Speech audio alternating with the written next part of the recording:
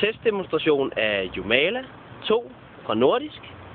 Her vil jeg lige fortælle kort omkring teltet. Jeg vil lige fortælle lidt om, hvordan man stiller det op, og hvad teltet kan bruges til. Det er et tundt trekkingtelt, der taler om. Det er et 2-personers telt. Der er rigelig plads både til 2 personer og til bagage. Teltet er super nemt at slå op. Tager bare og kører stængerne igennem holderne til stængerne. Udvendigt i teltet. Hele indmaden følger med i teltet. Der er farvekombinationer på teltstængerne. Grå stang til grå teltkanal. Sammen med den anden, der har vi en rød stang og en rød kanal. Kører stængerne igennem. Samler stængerne, kører dem igennem. Lægger teltet fladt ned på jorden. Sætter de 2 bagerste lykker i hver sin side, i kanterne derovre. Trækker teltet helt ud som en harmonika. Spænder det ud, går hele vejen rundt omkring teltet, lige strammer det til. Sætter barduner op, strammer teltet til en gang til. Udvendigt kan alt efterjustering klares. Det vil sige, at man behøver ikke have teltdugen af for at kunne stramme sit telt op. Her, der kan du bare lige stramme dit telt op, sådan så at inderteltet bliver helt stramt, og at du undgår, at teltdugen kommer ind og ligge på selve inderteltet. Teltet er slået op til, så er det meget vindstabilt. Det er noget af det mest vindstabilt, du overhovedet kan få fat i.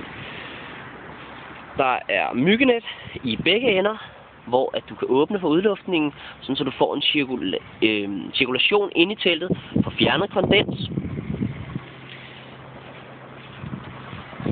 Det her telt er Jomala 2. Der findes også en Jomala 3, som selvfølgelig er en 3-personers telt.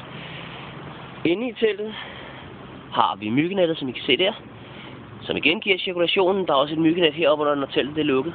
Der er 4 lommer, 2 i hver ende, sådan så at uanset om man har hovedet den ene eller den anden ende, så kan man stadig have sine småting, sin pung, sine briller, hvad man ellers skulle have brug for. Teltet har naturligvis myggenet i indgangen og kan åbne begge veje osv. osv. I indgangen på yderteltet, jeg kan se det her, nu har jeg rullet det helt op.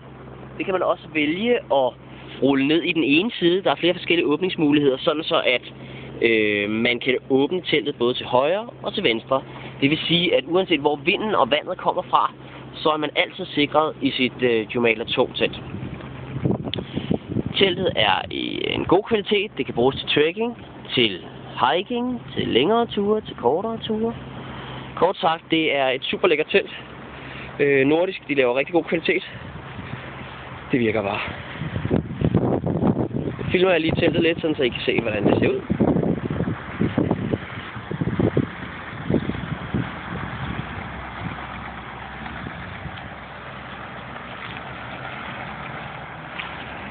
Der er et lille fortelt på her, sådan så man kan have sit gear liggende derude, eller sine sko.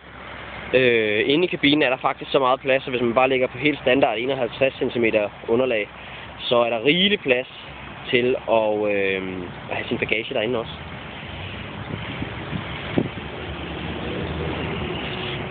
Ja, det var Jomala 2 fra Nordisk.